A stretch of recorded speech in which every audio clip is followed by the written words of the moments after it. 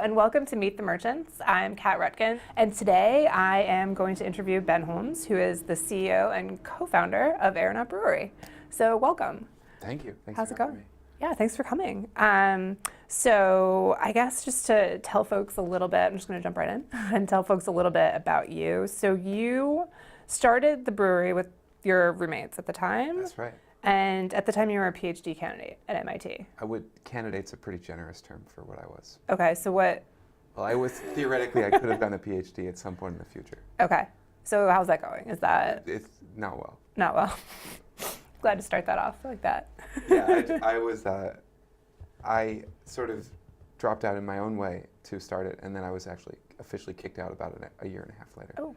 So, which was great. Congratulations. A lot of free time. So I guess one question I had was how you got from being a student in academia to opening a business. Yeah, that's such a good question. I think we were in a situation where I was in a big lab, and I really loved what I did. But in academia, you have kind of a limited, you have a pretty limited scope. You have a specialty, and your specialty is building a particular reaction in a test tube, or mapping a brain using another particular reaction, and then in the end writing papers, endlessly, many papers. And in a lot of ways, the lack of complete sort of total scope and potential for your projects, and the idea that once it graduated from your area of expertise, you would hand it to someone else or hand it to the community at large, was kind of anathema. Seeing these things that you began go out of your hands someday. And so we started to think about what could you do that would have an impact, where you could see it grow from the very first, and then always stay with it and keep building it and morph it and meld it outside of your own expertise to grow that, and to just be following with a project that could grow without bounds. So that was the thinking at that time. So was the thinking originally the project or the beer? It was the project. The thinking was it was time to build something different, and to build a space where people could take their ideas and grow them all the way. That was where it began. Right. So I'm sorry to interrupt you, but so that was one of the questions that I also had. So you grew from you did brew at home, and Very then much. Now you're sort of brewing lots of businesses in an incubator space. So it always was the idea to incubate other businesses and sort of help them. I talk about the brewery as the first tenant of Aeronaut. It was the one that we understood. It was our passion to make beer. We've been doing it for many years. And right off the bat, we found a space to do it in, which we knew was far too large for just a brewery. And so you also, I know that when you guys started, you reached out to us at SLF. And so you were very involved in the community from the beginning. And that was sort of something that was important to you guys. So how would you describe that? Well, right off the bat, we knew that Aeronaut wouldn't exist as a brewery or as a community space or as a food incubator, a science lab. It wouldn't exist unless it was something that people could enjoy. And in particular, we started off with the idea that if we sold beer to people that we brewed in Somerville, we could support a much larger community space that would be free, period. And that was the main constraint of it, right, is that we would create artwork and wall space and be funding local art and providing a space that was achievable for local musicians, mostly stuff that you couldn't find elsewhere. So not club acts, not sometimes, but not generally rock and roll or disco or DJs. I guess I don't really know what happens in the average club, but I assume it's pretty different from what happens in Aeronaut. I don't know if there's disco and DJs I don't know either. But the idea was to create open space, sort of an indoor public square, where we could afford the rent, and we could extend that umbrella to cover a wider range of businesses and people. And so how do folks become involved in using the space? So if you're an artist, and you want to do a show, or how would you get connected? Unfortunately, the answer now is that you email me and you wait a long time. Our walls are pretty well booked for a decent amount of time. Wow, that's great. And we actually are sort of always creating new spaces because they've been booked up. Because there's so many artists, and we want to give everyone a good amount of time. So actually, one way very soon, which I'm going to be kind of like sharing or announcing or something, is coaster takeovers. Wow. This should be really cool. So people at Aeronaut have, for some time now, been kind of like appropriating our coasters, which have this funky logo on it, which has an air balloon immersed in a can tab in its own way, and they've been taking them over just at the bar. And so we figured maybe that was a good idea, and are going to be inviting people to do weekly or maybe 2-week blocks where if they make some designs on the coasters, we'll print a whole slew of them. And then for an extra quarter or something on your beer, you can get your beer served on a local art coaster, and the quarter will go to the artist. So it kind of creates the ability for us to have more art without creating new walls. I love that idea. Just, as someone who went to art school and never really, it's selfishly appealing to me because, it was sort of hard for me to get my work out because I graduated pre-internet days. But I love that idea that it's very accessible to so many people who may be casually involved in the arts as well as seriously. We kind of idolize low art at Aeronaut. We love the sketches people make, and especially dinosaurs and rocket ships. And we also idolize sort of, our beer cans now, the only ones we've done so far. This is true for only another instant, but were made by Raul Gonzalez. It was the Four Seasons of our first year. And he made a 4-pack, which was these tall, cool cans built with Bic pen.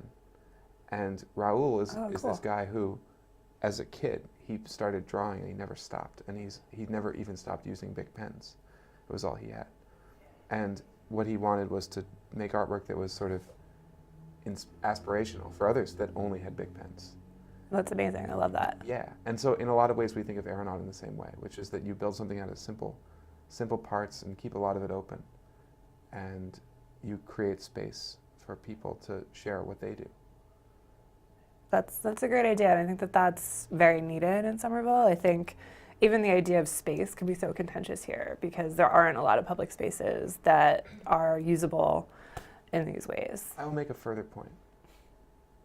I guess I do have, I'm looking at, I guess I do have a little bit of an agenda. That's great. We love agendas. Something that's been really hard for Aeronaut has been creating and maintaining space which is not completely defined, which is not invested in at the rate of $1 million per 1,000 square feet, right? That's your standard restaurant. We do actually have a restaurant within our space that cost $1 million for 1,000 square feet. 1,000 square feet fits 10 to 50 people. And so we have this ambition to keep our space undefined and flexible. Now, it's only with that we're able to actually support the range of activities we want to do, right? Because one day we have Creative Somerville, which involves 60 seats lined up with aisles and seating, or Midsummer Night's Dream, which involves a particular arrangement which allows the actors to circulate, or a classical music show like Original Gravity, which has a $25,000 grand piano that's brought in amongst the brew tanks. That's awesome. Yeah, and so this concept of space, which is a key concept at Aeronaut, again, the project really began as space, which began as a space with the primary tenant being a brewery, the brewery having the ability to sell beer and to keep the lights on, in order to yield up, 75% of the space for other stuff. It's exceptionally hard to leave a space relatively undefined with all the necessary safety features of, the Sinclair. Right. Which are all built, but to leave the place feeling like it still has potential for things which have not been seen before, that's very hard for a lot of people to come to terms with. It's very interesting. And so this sort of brings up another question I had. So how did you guys learn about the investment process and, it costs $1 million to, per 1,000 square feet of restaurant, right? So how did was this something that you educated yourselves on, or? Yeah, we learned by doing. We learned by making mistakes. We learned by spending every penny that we had and then asking whoever would listen for investment of their own. And we learned by, trying to envision a value for the company and raising money on that grounds. We weren't in any way eligible for your traditional loans or whatever. Actually, in retrospect, we've learned that we would have been eligible for certain things that we simply didn't know about at that time. Mm-hmm. So it's interesting, but we learned by building it and doing it. And the striking thing about Aeronaut, actually, is that we didn't raise any money until the thing was already 30% built. And if we hadn't built the first 30%, it wouldn't have been possible to raise any money.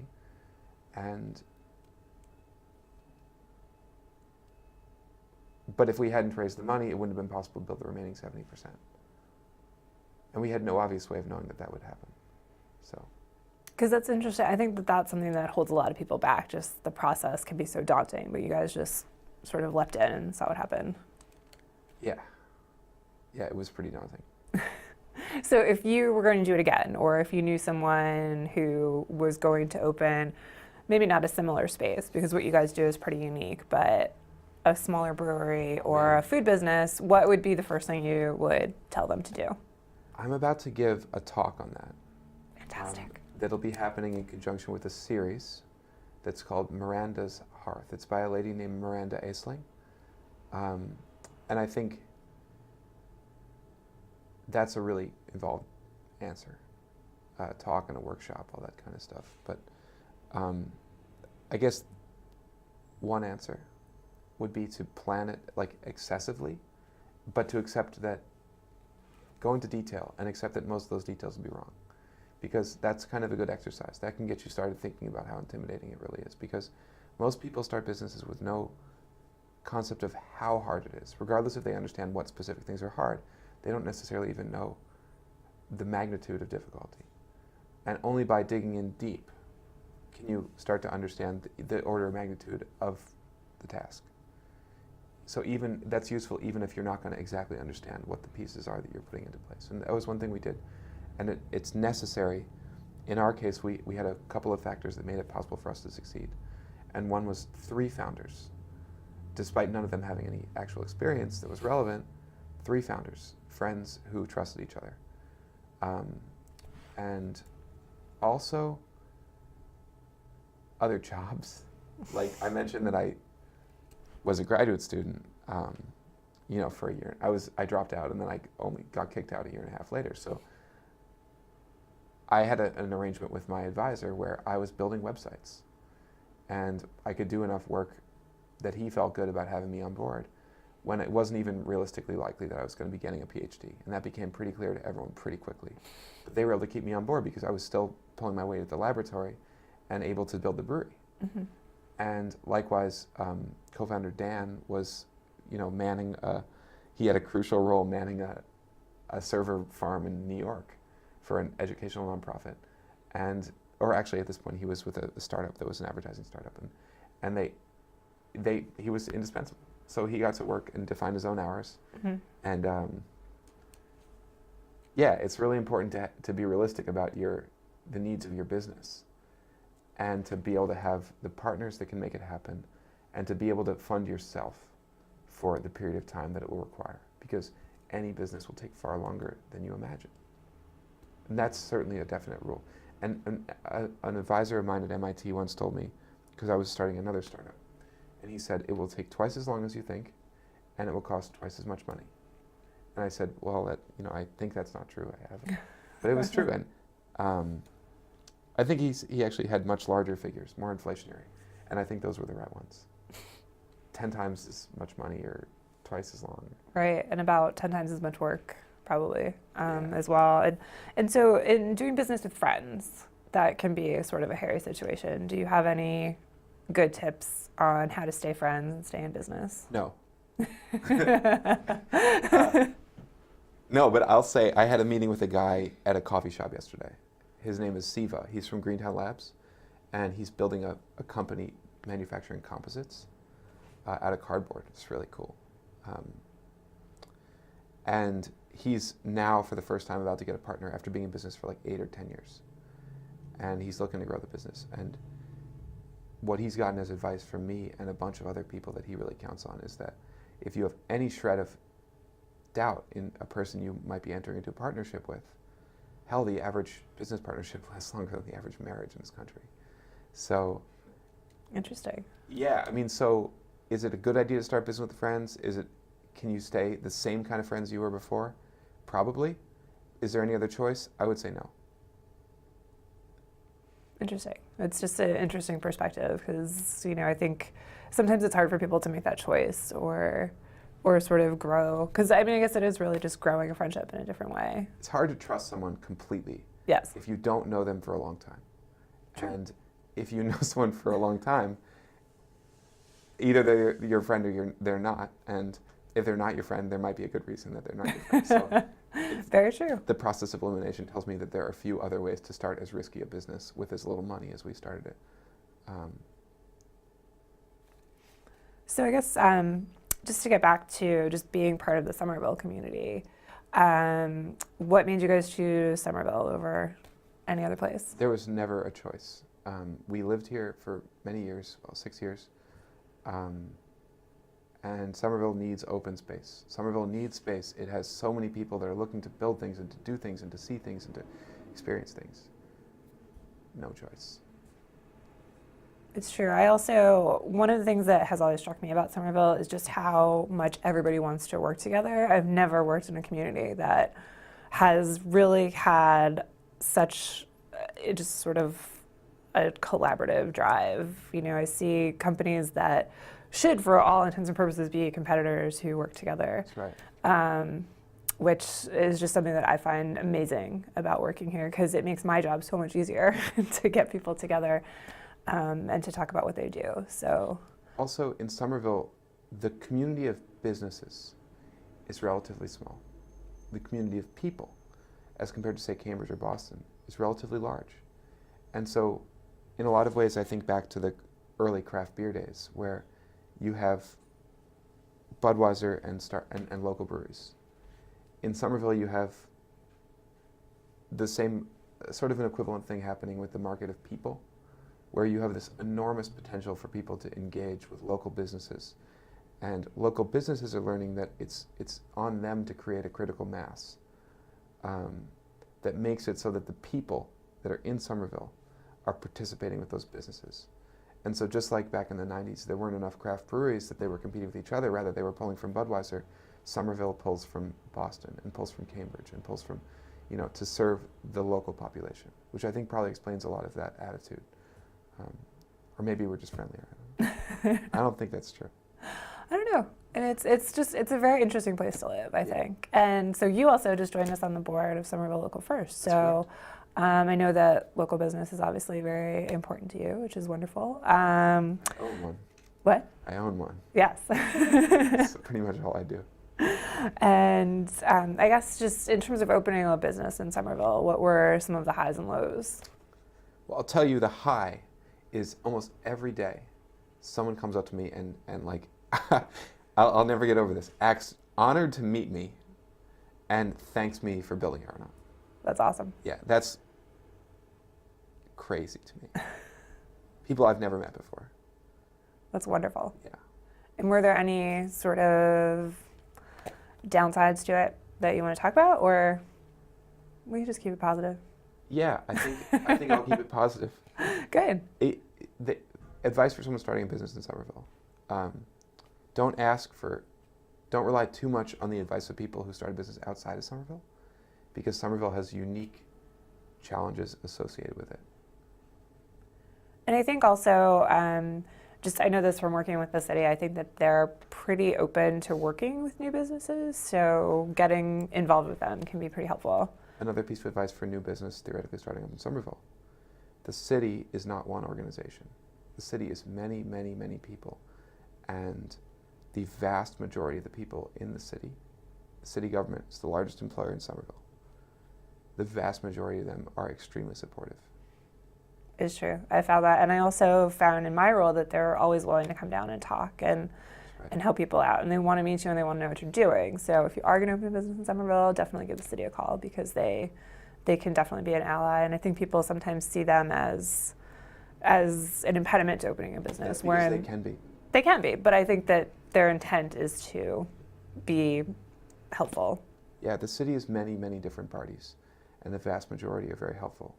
However, it would be incorrect to assume that just because the vast majority want to help your business, that you're not going to face huge issues from a small minority that is a problem. And I think that that's something that they could potentially reach out and work on. Theoretically. As well. That's the only low I'll mention. And I do think that they have been trying to make some changes in those regards, probably since you guys started, so that's good. And Erica is noting that we should wrap it up. Cool. I know Erica likes to be not very visible, but I always feel like I should refer to her.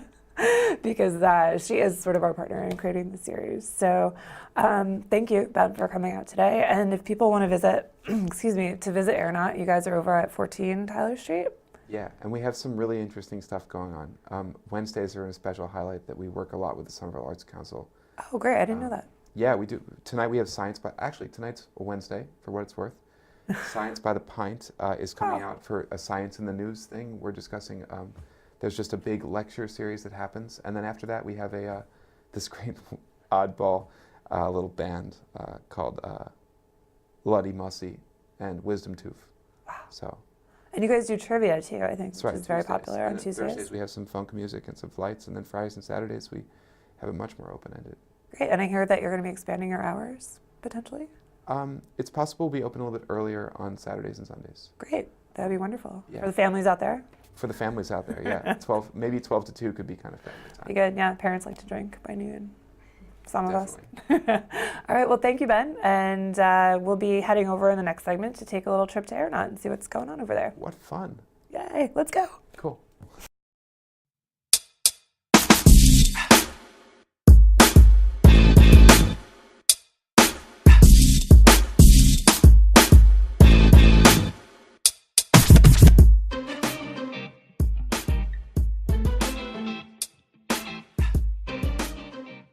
Welcome to Aeronaut. We're in the 4,000 square foot brewery component of our operation here.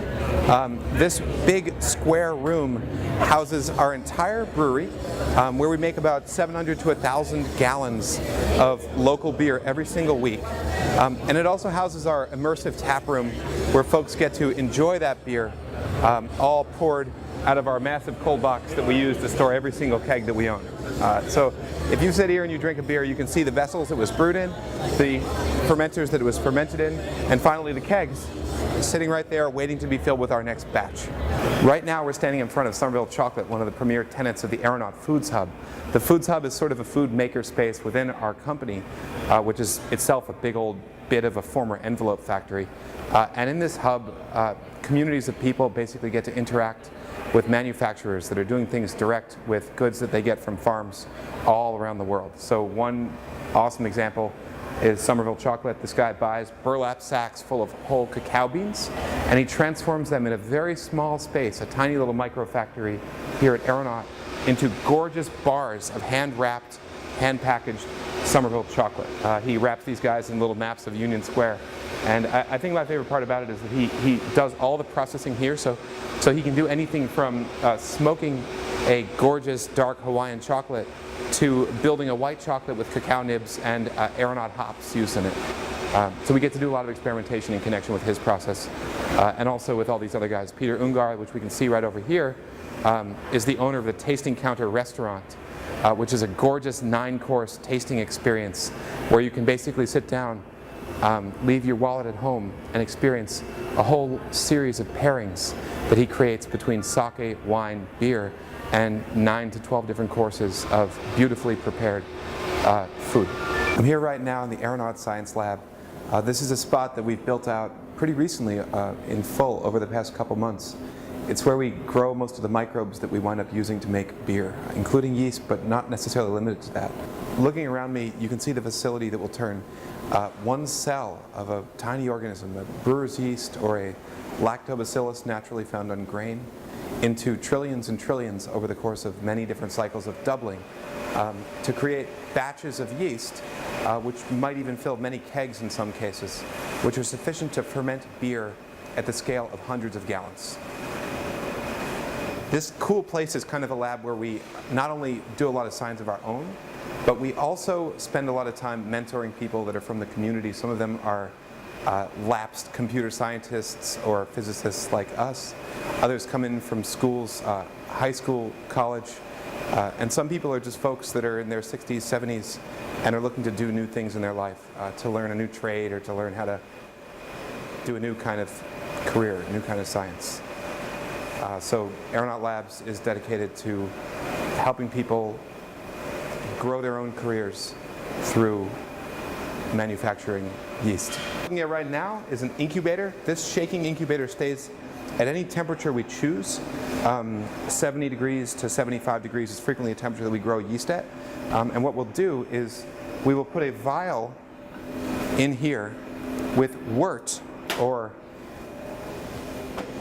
proto-beer, which is a sort of a sweet liquid that mimics the state of beer before it's been fermented. It's made from malt sugars which come from grain. And we will take wort, put it into a little vessel like this, which is loosely capped to allow oxygen to come in. Yeast that's growing requires oxygen to feed. Interestingly, whereas yeast that's creating alcohol has to do so in the absence of oxygen. So we have certain controls we use to dictate whether yeast is actively making beer or actively making more yeast, namely the presence of oxygen. We add wort to this container and seed it with a few cells of yeast, or 100 million cells as the case may be, and we shake it in this incubator for a period of a couple of days so that the yeast has time to go from a small population to one that's dense and cloudy, filling the vessel. Then we tend to dilute it back into larger vessels such as these to grow stepwise larger and larger volumes until we have enough to pitch into a bioreactor that we've built here. You can see this spinning bioreactor that we can use to keep our cell culture moving happy until it's huge enough, filling this entire thing with a dense pellet of yeast cells to be used in the brewery for an entire batch of beer. Around me are sort of the very beginnings of our build out to accomplish that at a bunch of different scales as we seek to make more wild beers and get our barrel program more smoothly running. This is our fume hood, our biosafety cabinet, where we use a laminar flow of air to keep any contaminants from seeping into the cabinet while a scientist works in it to do sterile culture from plates and into vessels where it'll be used to grow. I'll show you guys one more thing. You can also find our sort of improvised recording and broadcasting and playing venue. We sometimes call this Duck Village, we sometimes call it Funk and Flights, depending on what's hopping that night. We have live music 3 nights a week, and we invite some awesome bands in from both around the Boston area and also from much farther away, Louisiana, California, etc. So yeah, we're super stoked to be here. We're happy to call this a community space. And actually right now I'm off to get an award for Neighborhood Business of the Year at the Chamber of Commerce dinner, so I gotta get the hell out of here. So I gotta go.